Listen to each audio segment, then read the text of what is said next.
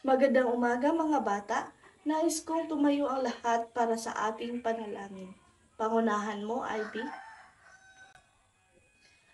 Bago kayo magsiupo ay pulutin niyo muna ang mga basura sa inyong harapan at ayusin ang kanyang upuan. Pagkatapos ay maaari na kayong umupo. Magandang umaga ulit sa lahat. Kumusta kayo sa araw na ito?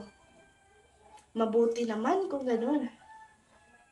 Maaari ko bang malaman kung sinong liban sa klase ngayon, Rose? Magaling at walang liban sa klase ngayon. Nais niyong matuto at makinig sa ating talakayan. Masaya akong makita kayong lahat na aktibong sa ating klase.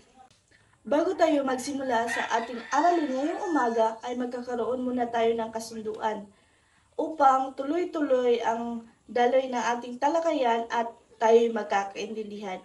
Ito ay pinamagatang buhian. Maaari bang basahin ang lahat? Maraming salamat. Malinaw ba sa lahat ang ating kasunduan? Mabuti naman at ganoon nakuha niyo agad ang ating kasunduan. Sana'y dalhin natin ito sa buong klase. Para sa ating karagdagang kasunduan ay nais kong itabi ninyo ang inyong mga cellphone at iwasang makipagtsismisan sa katabi upang maintindihan ninyo ang ating aralin ngayon at makasagot kayo sa mga tanong. Ngayon, ako ay hindi ninyo isang guro, kundi isang tour guide. Kaya, handa na ba ang lahat na maglakbay? Mabuti naman kung gano'n at nagkakaintindihan tayo. Kaya ngayon, tara na't maglakbay. Ngayon ay magkakaroon tayo ng gawain. Ito ay pinamagatang tama o mali sa biyahe, kung saan hahatiin ko kayo sa dalawang grupo base sa hanay ng inyong upuan. At ipapasil ko rito ang panuto para mabasa ng lahat. Pakibasa. Maraming salamat. Ito ang unang destinasyon. Pagkabilang ko ng 3 ay itataas niyo ang bandila kung ang sagot niyo ba ay tama o mali. Pag tapos nang itaas ang bandila ay hindi na ito pwedeng bawiin at palitan. Handa na ba kayo? 1, 2, 3. Magaling! May 1 puntos ang ikalawang grupo kasi si Marco ay kinakausap niya ang kanyang sarili kaya ito ay interpersonal. Dumako naman tayo sa pangalawang destinasyon. 1, 2, 3. Magaling! Ang dalawang grupo ay may tig-iisang puntos dahil tama ang inyong sagot. Dumako naman tayo sa ikatlong destinasyon. 1, 2, 3. May puntos ulit ang dalawang grupo dahil ang sagot ay tama. Ngayon, sa sunod naman tayong destinasyon. Bibilang ulit ako ng 3 para itaas niyo ang inyong bandila. 1, 2, 3. Mahusay, pareho kayong tama. At dumako tayo sa huling destinasyon natin. 1, 2, 3. Pareho ulit kayong tama. Tunay ngang may natutunan kayo sa nakaraan nating aralin. May naalala pa kayo sa ating nakaraang aralin. Sa kabuuan, ang pangalawang grupo ay may 5 puntos at ang unang grupo ay may 4 na puntos. Huwag kayong mag-alala. Ganyan naman talaga ang buhay. May matatalo at may matatalo. Pero huwag kayong mawala ng pag-asa. May mga aralin pa naman tayo kung saan doon kayo babawi at ipakita ang inyong galing. Ngayon ay dadako naman tayo sa pangalawang grupo. Kasama pa rin ang parehong pangkat, magbibigay ako ng mga tourist spots kung saan Nandito na ang pangalan at clue. Ipapaskil ko na lang rito ang mga panuto upang mabasa at maintindihan yung lahat. Pakibasa po na lahat. Naintindihan niyo ba ang panuto? Magaling at naintindihan niyo. Ngayon, maaari na kayong magsimula. Napakagaling na inyo ipinamalas na talino, kaya bigyan natin ng Aling Junisha clap ang ating sarili. Ganito yon. 1, 2, 3, 1, 2, 3. Ang galing! Gawin nyo nga. 1, 2, 3, 1, 2, 3. Ang galing! Hindi lang doon nagtatapos ang ating gawain. Mayroon ulit tayong gawain kung saan kasama pa rin ninyo ang parehong grupo. Mayroon ako rito mga pangungusap na nauugnay sa uri ng panlapi.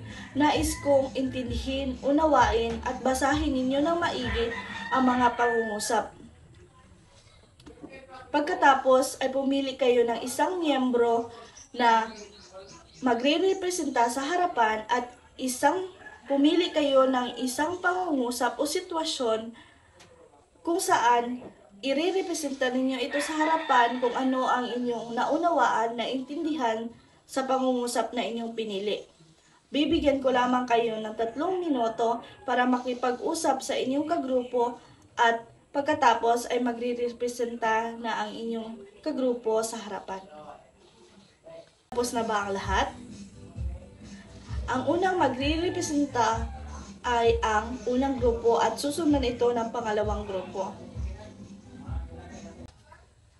Napakagaling na inyong pinakitang performance. Ngayon ay sisimulan na nating maglakbay. Itutur ko kayo sa bawat tourist spots ng panlapi. Iisa-isahin natin ang bawat destinasyon at bibigyang linaw natin ang mga detalye nito. Handa na ba kayo? Bago natin isa-isahin ang mga tourist spots ng panlapi, ay may katanungan muna ako. Sino ang may opinion o ideya tungkol sa panlapi? Cybrin? Magaling ay inyong sagot. May ibang idea pa po ba? Gretchen?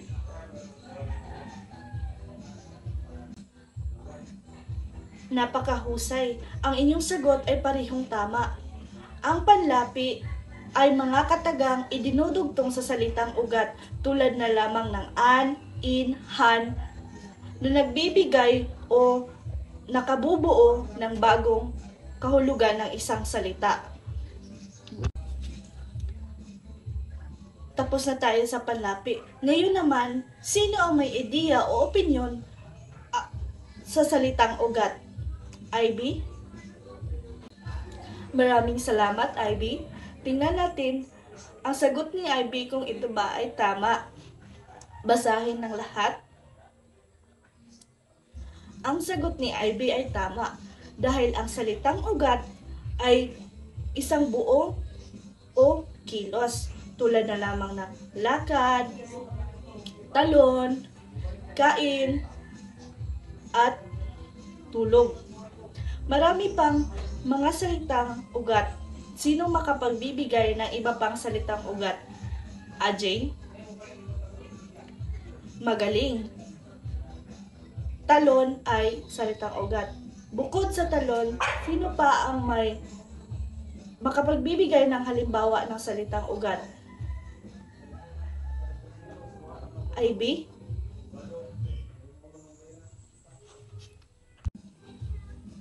Magaling, Ivy. Ang walis ay salitang ugat. Ngayon ay dadako na tayo sa 3 tourist spot ng panlapi. Pwede pang pakibasa ang unang tourist spot. Kikita natin dito ang mga sinalungguhitan na salita kung saan ito ay tinatawag na unlapi na idinudugtong sa salitang ugat upang magkaroon ng ibang kahulugan. Lisa, maaari ka bang magbigay ng isang salita na may unlapi? Tama, ang salitang masarap ay tinatawag o nabibilang sa unlapi. Ivy, pwede mo bang ibigay ang salitang ugat ng masarap? Tama, Ang salitang ugat ng masarap ay sarap. Maaari mo bang ibigay, Rose, ang unlapi ng salitang masarap? Tama, Rose. Ang unlapi ng salitang masarap ay ma. Tunay ngang nakinig kayo. Ngayon naman ay dadako tayo sa pangalawang tourist spot. Ito ay ang Gitlapi o tinatawag na Lake Gitlapi. Kaya pwede bang basahin ng lahat ang ating Lake Gitlapi? Ang makapagbibigay ng halimbawa ng Lake Gitlapi. Ajin? Tama, sumamba. Ano naman ang salitang ugat ng sumamba sa sinabi ni Ajin? Charmalu? Tama ulit. Ang salitang ugat ay samba. Ano naman ang Lake Gitlapi sa salitang sumamba? Michael? Tama ulit. Lake Gitlapi ng salitang sumamba ay Ang salitang ugat ay samba at nilagyan ng Lake Gitlaping sa gitna kaya nagiging sumamba. Tunay nga naintindihan ninyo. Ngayon naman ay dadako tayo sa huli. Ito ay ang false hulapi. Pwede bang basahin ng lahat kung ano ang false hulapi? Rin natin dito ang mga silalong guhitan at ito ay tinatawag na hulapi. Ito ay dinudugtong sa hulihang bahagi ng salitang ugat upang makapagbigay ng ibang kahulugan. Sige nga, Antonio, magbigay ka ng salitang hulapi. Tama, buhusan. Ito ay salitang hulapi. Sige nga, Ivy, ano ang salitang ugat ng buhusan? Tama, buhos. Ano naman ang hulapi sa salitang buhusan? Rose? Tama, ang hulapi sa salitang buhusan ay an. Kaya bigyan ninyo ng Aling Junisha Clap ang inyong sarili dahil kayo'y nakinig at natuto sa ating talakayan ngayon. Handa na ba lahat? Sige nga. 1, 2, 3, 1, 2, 3. Ang galing! Ngayon, batid kong naintindihan ninyo ang ating talakayan, kaya magkakaroon ulit tayo ng gawain. Ipapaskil ko na lang rito ang panuto para sabay nating basahin at intindihin ang panuto. Maaari nyo bang basahin ang panuto?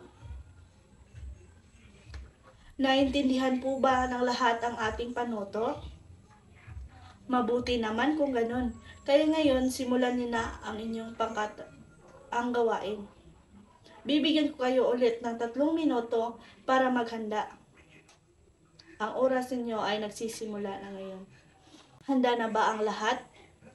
Maaari nyo nang ipresenta ngayon sa harapan ang inyong mga gawa at sa ulit, ang unang grupo ang unang magre-representa at susundan ito ng pangalawang grupo. Napakagaling na inyong ginawang pagre-representa. Para sa ating huling pangkatang gawain, kasama pa rin ang parehong pangkat syempre. Bawat grupo ay pipili ng sobre at sa loob nito ay ang mga gawain na dapat ninyong isagawa at ang pamantayan sa pagmamarka ng inyong presentasyon. Bawat grupo ay bibigyan ko ng 3 minuto sa paghahanda at bibigyan ko ng 4 hanggang 5 minuto para magpresenta sa harapan. Ipapaskil ko na lang rito ulit ang panuto at ang pamantayan para sa paggawa. Kung hindi ninyo naunawaan or hindi ninyo nabasa lahat ang nasa sobre, ipapaskil ko na lang ulit rito ang pamantayan at panuto para makita na lahat. Napakahusay na inyong ipinamalas na galing sa larangan ng dula-dulaan at debate. Tunay kang may talas kayo ng isip at nakinig kayo ng mabuti sa ating talakayan. Ngayon ay kumuha kayo ng 14 na papel para sa ating pagsusulit kung saan dito masusukat kung nakinig nga ba kayo at naintindihan nyo nga ba ang ating tinalakay kanina. Ilalagay ko na lang rito ang inyong sasagutan at isulat ninyo sa papel ang inyong mga sagot. Tapos na bang lahat sa pagsagot? Makipagpalitan kayo ng papel sa inyong likuran at lagyan ng iniwastuni. Narito ang mga sagot. Maaari na ninyong tsekan ang mga papel ng inyong kaklase. Tapos na ba ang lahat? Maaari na ninyong ipasa ang inyong sangkapat ng papel sa harapan at ang nasa harapan naman ang magpapasa sa akin. Ngayon, para sa inyong takdang aralin, ay nais kong magbigay kayo ng 5 halimbawa sa bawat panlapi na ating tinalakay ngayon at gamitin ninyo ito sa pangungusap. Hanggang sa muli, dito na nagtatapos ang ating talakayan. Masaya ako may natutunan kayo ngayon sa araw na ito. Goodbye, class.